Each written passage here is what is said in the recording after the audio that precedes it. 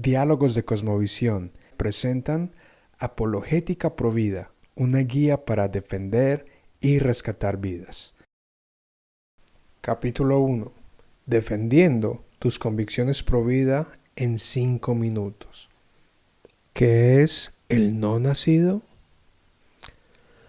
Imagina que solo tienes 5 minutos para expresar lo que crees acerca del aborto. ¿Por qué está mal? ¿Y por qué tu posición pro vida tiene mayores razones de peso? Tienes solo unos minutos para expresarte y decir por qué la vida humana es valiosa y por qué merece ser defendida. ¿Qué dirías? ¿Cómo lo dirías? ¿Será posible simplificar el problema para explicarlo de manera concisa y rápida? ¿Es posible explicar de manera sencilla un asunto tan aparentemente complejo? ¿Cómo hablar de un tema tan emocional de manera racional? En este capítulo aprenderás 3 pasos que te ayudarán a defender tus convicciones. Número 1. Aclara cuál es el problema. Los defensores pro vida argumentan que el aborto electivo, de manera injusta, le quita la vida a un ser humano indefenso. Esto simplifica el problema y lo reduce a: ¿es el ser por nacer miembro de la raza humana? Mejor dicho, ¿es el no nacido un ser humano? ¿Es el ser por nacer una persona? La manera en que esta pregunta sea respondida va a revelar la cosmovisión del oponente, porque si el no nacido es un ser humano, entonces tiene derecho a vivir. ¿Y por qué la ley no habría de protegerlo? Pero si no es un ser humano, entonces empaca tus maletas y vete de vacaciones. Ser humano marca la diferencia.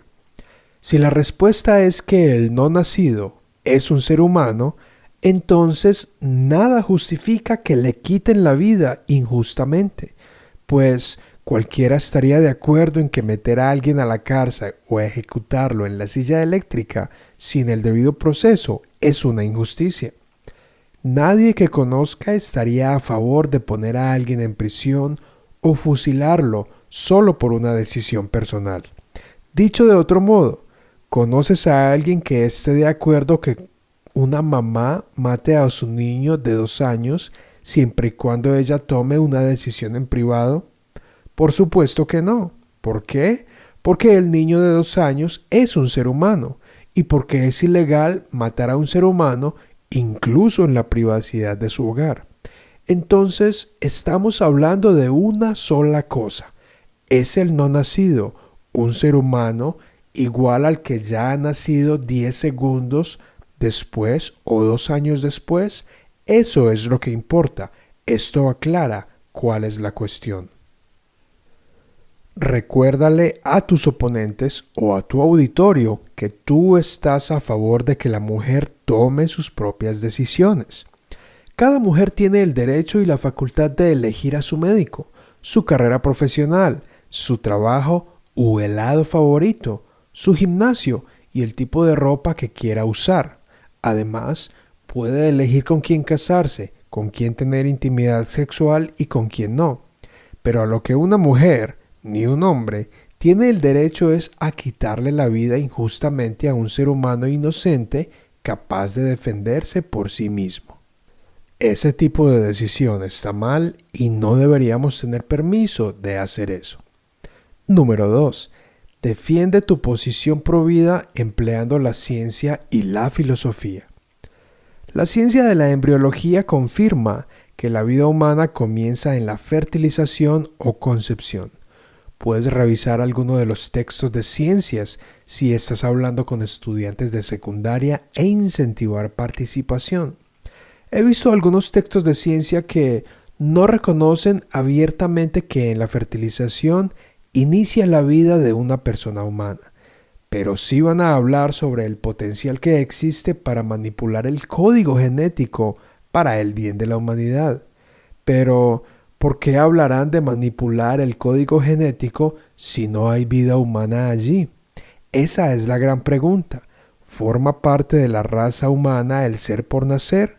Por supuesto, Muchos reconocen la humanidad del fruto de la concepción, sin embargo niegan su personalidad.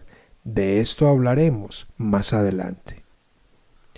Por ejemplo, Jérôme Lejeune, profesor de genética fundamental en la Facultad de Medicina de París y quien ostentó el premio Kennedy por ser el primero en descubrir una enfermedad causada por una anomalía cromosómica, el síndrome de Down, testificó lo siguiente ante la corte en el año 1989.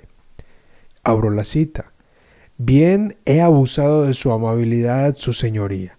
Tal vez ya he hablado demasiado.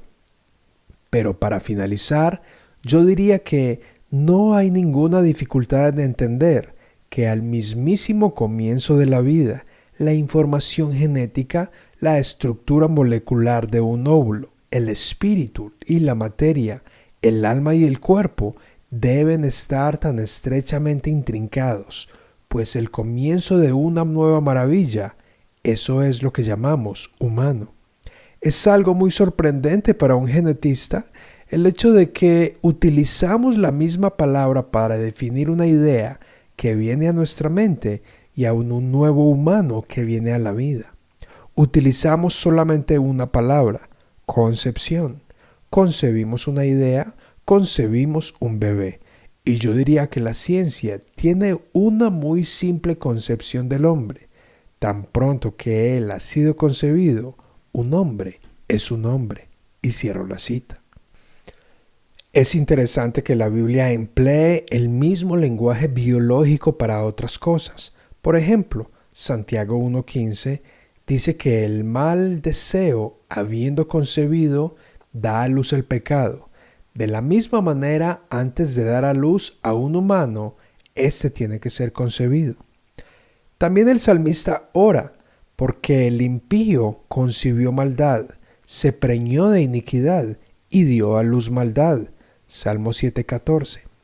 En el lenguaje se emplea la concepción y el dar a luz como dos etapas que producirán algo o alguien. Antes de defender el aborto, el expresidente de Planned Parenthood, el doctor Alan Guttmacher, se quedaba perplejo de que alguien, mucho menos un doctor, cuestionara que la vida comienza en la fertilización. Todo esto parece ser algo tan simple y evidente que es difícil de pensar en un tiempo en que no fue parte del conocimiento común, decía Guttmacher. Filosóficamente, podemos afirmar que un embrión es menos desarrollado que los recién nacidos o que los niños de 2 años. Sin embargo, esta aseveración es moralmente irrelevante de la forma en que los defensores del aborto quieren emplearla.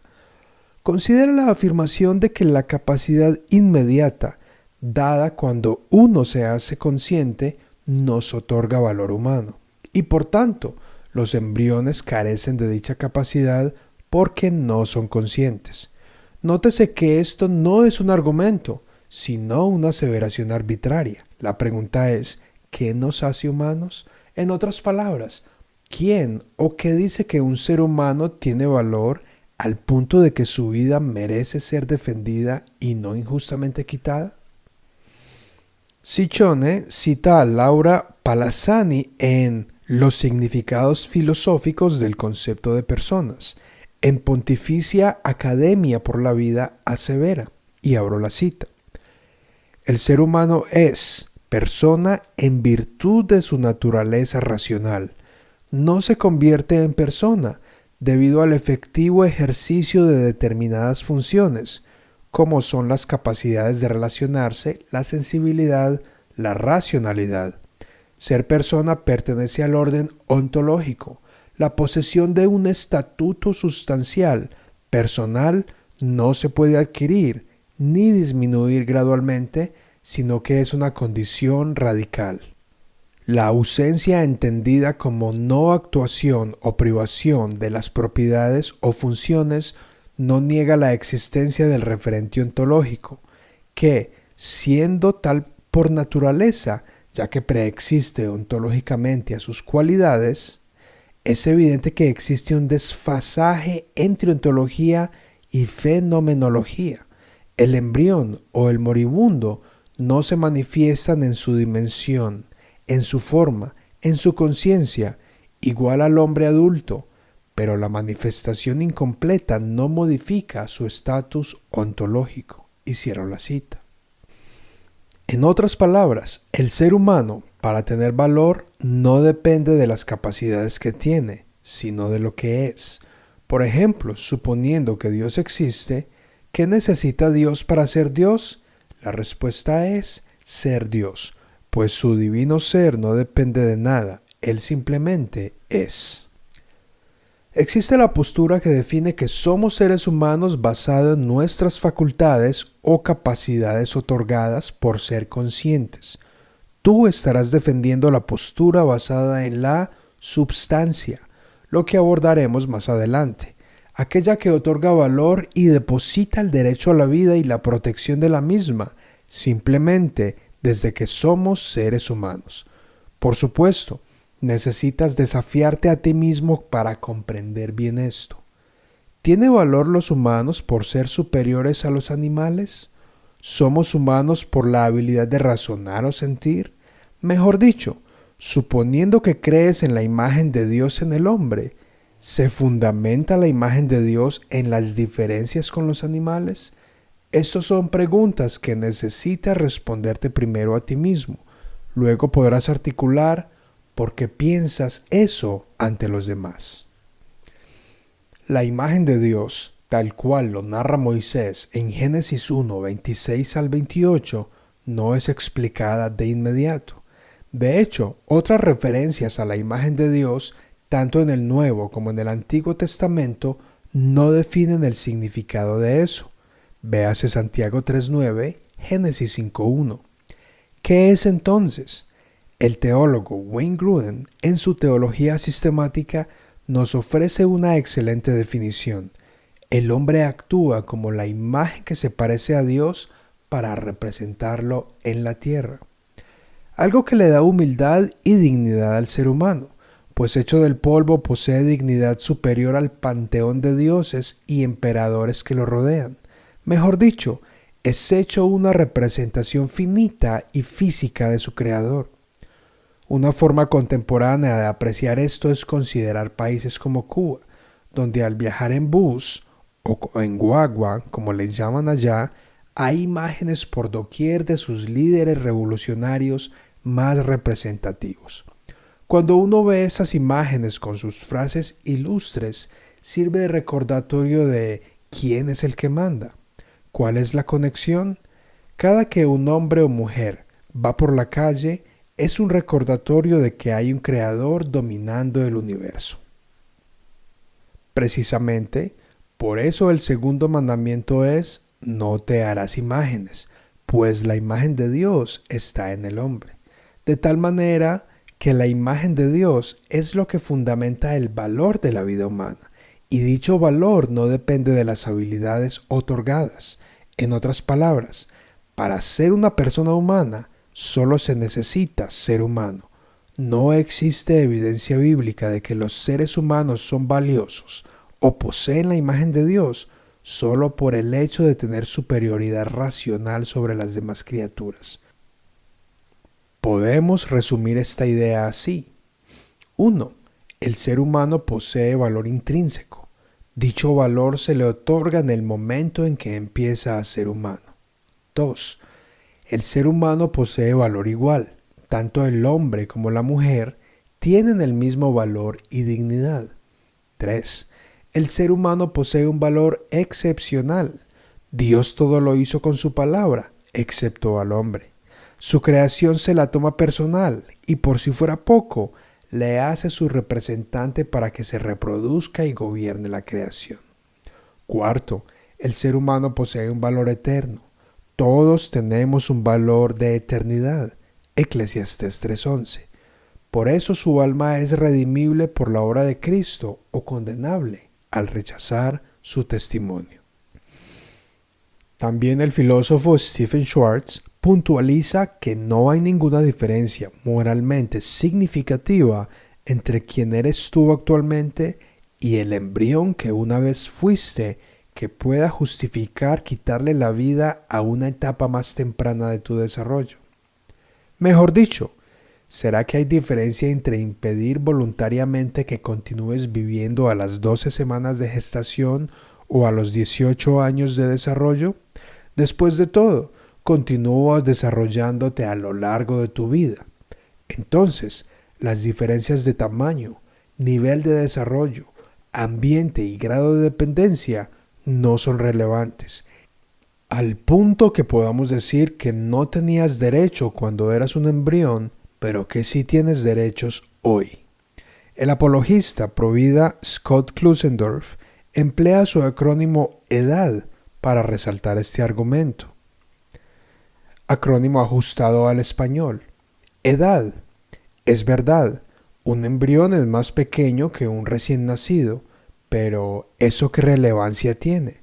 Si estamos de acuerdo en decir que el valor humano se basa en la edad, si así fuese, entonces las personas mayores tienen más valor que los menores.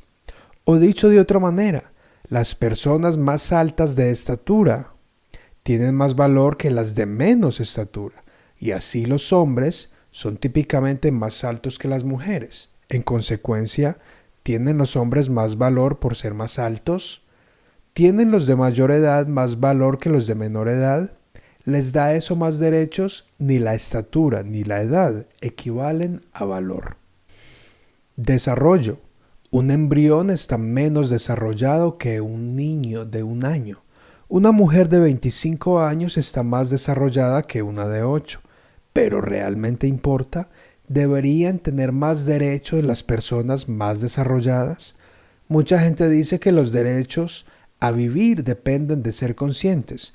¿Qué tan consciente es un niño de 2 días de nacido o de 2 segundos de nacido? Muchas personas no son conscientes, ya sea por problemas mentales o por estar conectados dependiendo de una máquina para sobrevivir. Eso les hace menos humanos y les quita el derecho a vivir. Igual que el embrión, una persona en estado de coma reversible posee las capacidades naturales para ejecutar sus funciones mentales, incluso si al presente no es capaz de ejercitar dichas capacidades. Ambiente. ¿Tienen más valor los rusos o los chinos? ¿Valemos más si vivimos en Estados Unidos o en la selva amazónica? ¿Valemos más por vivir en una mansión o debajo de un puente? Ni lugar geográfico donde estemos, ni el ambiente determina nuestro valor. Si estamos en el Polo Norte donde hay mucho frío, o en el desierto del Sahara donde hay mucho calor, eso no cambia lo que somos. Somos humanos. Si estamos en un ambiente de guerra o en aula de clases, eso no determina lo que somos. Tú eres tú allá o aquí. Si esto es verdad, entonces, ¿cómo es posible que un viaje por el canal vaginal cambie el estado de ser no humano a ser humano segundos después de salir por allí? Si el no nacido no es un ser humano, estando dentro del vientre, entonces el mero hecho de cambiar su ubicación no los convertirá en un ser valioso digno de vivir. Dependencia. Si la viabilidad nos hace humanos, entonces todos aquellos que dependen de algún tipo de drogas, como la insulina, no tienen el mismo valor que los que no dependemos de droga y por tanto deberíamos tener derecho de decidir quitarles la vida. O si tu abuela depende de un tanque de oxígeno para poder vivir, ¿tienes los derechos por ser dependiente? Nuestro valor y derecho para vivir no dependen de nuestro grado de dependencia. La verdad es que todos somos dependientes y de manera específica, incluso los niños, siguen siendo dependientes durante muchos años después de declarárseles viables. En resumen, aunque todas las personas diferimos de capacidades, talentos, nivel de dependencia, edad, lugar y tamaño, todos compartimos el mismo valor gracias a que hacemos parte de la misma raza humana. Tercero, reta a tus oyentes a que sean honestos intelectualmente. Debes hacerles preguntas. De esta manera no solo te estás defendiendo, sino que estás actuando de manera ofensiva. Esta estrategia la utilizó Jesucristo cuando hablaba con los fariseos. Véase Mateo 22, 41 al 46. Así los tendrás acorralados ante una pregunta cuya respuesta es simple. La dificultad será que la quieran responder debido a sus consecuencias prácticas.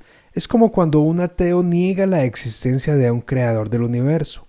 La razón es que, si acepta que hay un creador, como resultado, deberá reconocer que hay un juez moral, lo que inevitablemente lo llevará a reconocer la necesidad de un salvador.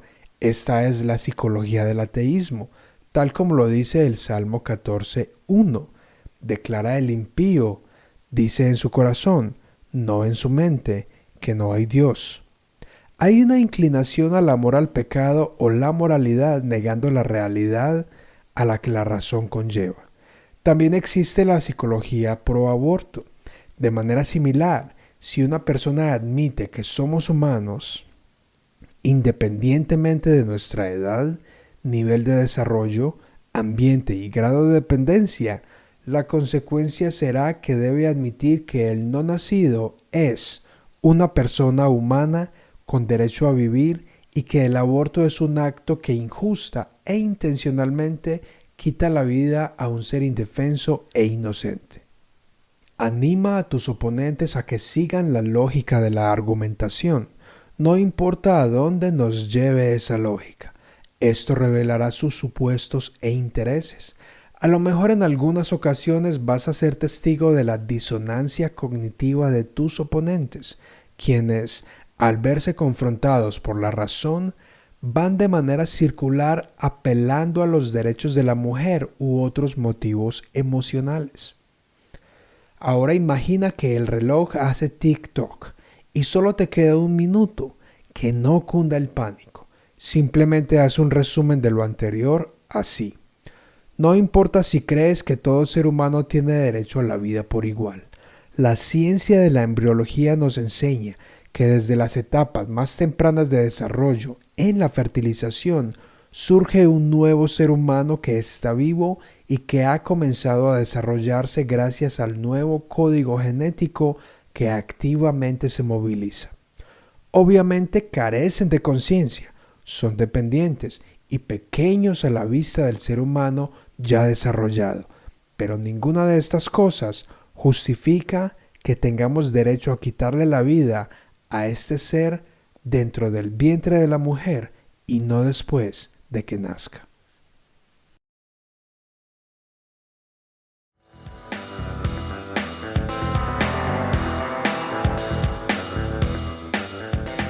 ¿Te ha gustado este contenido? Ya sea que estés mirando por YouTube o por Spotify o Apple Podcast, por favor suscríbete, dale me gusta, comparte, deja tus comentarios, ya que desafortunadamente la mayoría de los que ven mi contenido no están suscritos. Así que no cuesta nada, dale suscribir, es completamente gratis. Comenta, déjamelo saber. Esto es Anderson Ocampo, Cosmovisión, Pensamiento Crítico.